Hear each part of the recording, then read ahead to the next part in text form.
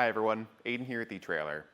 If you have a 2022 Toyota 4Runner and you're looking for a bike rack that's both e-bike capable and super easy to use, then I think the Thule Epos could be a really solid option for you.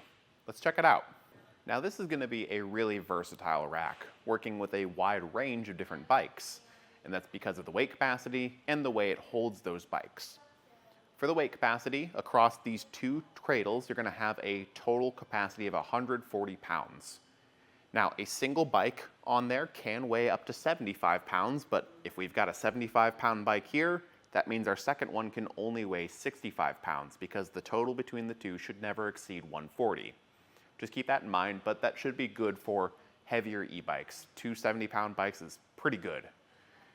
And the way it attaches is really where you get into that versatility, because this main attachment point that we've got wrapped around our frame here, it's going to be this height adjustable arm with a ratcheting strap over it. That can go really in a lot of different places. So right now we've got it on our frame. It can twist and move and adapt, so if you've got an alternative frame, it's all good there. Same for if you've got fenders. But if you have a bike with a really nice paint job or a carbon frame where you don't want frame contact, you've also got the option to attach in the front quarter of your rear tire here. So if we needed to, we could attach by the wheel and be making zero frame contact. It's pretty unique, and really no other bike rack does that. So if you have a mix of two bikes, they're gonna probably work just fine. You know, you can attach to the frame on one and to the tire on the other. And at the bottom, we've got our secondary points of attachment, just in the form of these wheel straps that pull the bike down and in and help give you a pretty solid hold on the rack. One of the things that makes this rack so easy to use, though, is the tilting feature, especially when you're thinking about heavy e-bikes. When you release the tilting on most bike racks, it kind of starts to have that weight fall on you a bit. The way the Epos does it is with this really large foot lever here, which at the height of our 4Runner, I think is a bit more comfortable to just hit with your knee real quick and kind of pull the rack towards you. It kind of pivots from the end here, so the way it centers the weight up, it doesn't feel like you're moving the full weight of the bikes, which is really good. You know, if you're struggling with mobility a bit, or your strength just isn't quite there where you feel comfortable supporting the full weight of your two bikes, this makes it a whole heck of a lot easier. And with how far it tilts away, even on the larger lift gate of our 4Runner, we've got tons of room to open this up, have full access to the cargo area, be able to sit down and maybe change our shoes before or after our ride, put on our helmet, and not have to worry about unloading our bikes in the process. Now the same goes for when you're all done. You know, you can close your hatch up and you can just pull this towards you. And there's a good amount of room between you and the 4Runner, so when you let that fold down, click into place, you shouldn't have to worry too much about getting hit in the head by your handlebars, but I still would watch out. You can always just lift it up by the other side if your bike is a bit different and bigger than this one. But let's get our bike unloaded. We'll start down at the wheel straps by pushing in the gray button and pulling that ratcheting strap out. And I like to take it out and tuck it into the strap keepers located just behind the buckle on each side of the tray. This will help keep things out of your way when you are loading or unloading, and it can kind of just live there until you're ready to use the bike rack again. But we want to start down at the bottom because those straps don't hold the bike upright, the one up top does. So we do that last when we can have a bit better handle on the bike, making sure it doesn't tip over and fall into anything. From there though, you can grab it and just lift it up and away, which, because of the open design, isn't too bad. We really don't have any obstacles to work around. It's just a height thing because, again, the 4Runner is a taller vehicle. If that height is a concern for you, Thule does offer a ramp attachment sold separately, and it allows you to wheel the bikes up. Because of the 4Runner's height, it will probably be a fairly steep incline, but it will help a little bit. Otherwise, I'd say just grab a friend to help you lift that bike up if you can. With the bike unloaded, we can better see that arm, all the adjustment points you get, both in rotation and height. But I like to, whenever I'm done, just push it all the way down and hook that strap on the strap keeper and just push it down to the side where it's nice and out of the way.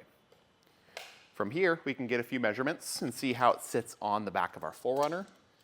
First, looking at from the bumper to the furthest point out on the rack, we see this is sitting out 32.5 inches. So you do add a fair amount of length to the back, but in terms of 2 bike racks, that's not too bad. That's pretty average for most. It's just something to watch for with like a parking spot. And at the back for ground clearance, the lowest point is that handle for the tilt, and that's going to be about 22 inches from the ground. Really, you shouldn't have to worry about bottoming out at all with this thing. That's plenty of clearance. So steep driveways, hills, you should be all good. Now, most bike racks, when they're not in use, will have some ability to fold upright against the vehicle for more compact storage, but this one doesn't. If you're choosing to leave it in the hitch between rides and your bikes aren't loaded, I just leave it like this, because this has the ability to fold upright, kind of like a suitcase. But when you do this, you're going to start blocking things like your license plate and your backup camera. So for me, I just leave it out flat or fold it up like this and just take it out of the hitch. That's kind of how this is designed, to fold up really compact for garage or apartment storage if you don't have a garage. So it makes it a little bit easier to store, and at the top it gives you kind of a grab handle here, so it makes it easier to get in and out of the hitch and to transport to your hitch. At the bottom, we can see it's fitting inside of our 2-inch by 2-inch receiver tube using the included silver adapter sleeve. And it uses this stinger style hitch pin that kind of latches in from the side. It's completely integrated, so you don't have any extra pieces to forget or lose. And at the back is your integrated anti-rattle device and lock. This is going to be a handle that you can pull out and tighten down to get things nice and solid in that hitch for really zero shake or play, or use it to loosen this up and eventually remove it. The handle is a little bit clunky because it will run into these wheels, so you have to pull it straight out, free spin it, and loosen it a bit more, eventually giving you the option to kind of fold the handle back and loosen it the rest of the way. As you're loosening it, it only gets easier and easier. It really only becomes a nuisance as you're tightening things down. But having it integrated is really nice. On the end there, it's going to give you a locking point, so it makes sure that no one can mess with this when you're not around. And when you do have it removed, these wheels will make transporting it and rolling it around to your hitch a lot easier because you don't have to lift the full weight of the bike rack. So if you're limited on space, you have some heavier e-bikes, and you find yourself needing a bike rack that is a bit easier to use than most, then I think the Thule Epos is an excellent option. There's a ton of convenience features on here. Everything's integrated, so you really don't have to worry about any extra pieces floating around unless you pick up those extra pieces like the ramp that aren't included out of the box. If you aren't super limited on space though, I might recommend going for something a bit more traditional in my opinion. The Kuat NV 2.0 or the Kuat NV Base are both excellent choices. They are tried and true, proven bike racks that almost everyone down in the video team loves. I've used them personally myself quite a bit on both mine and my wife's car, and they are a great fit on the 4Runner. You get slightly lower weight capacities at 60 pounds per bike, but they're really solidly built, and they do fold up against the vehicle for storage when they're not in use. So if you find yourself not taking it out of the hitch as often, that's the route I would go, because they're going to be really resistant to the elements. At least that's what we've found, and I think they look really good too. But if you're looking for those convenience features, the really easy tilting, the compact storage when it's not in the hitch, it really doesn't get much better than the Thule Epos.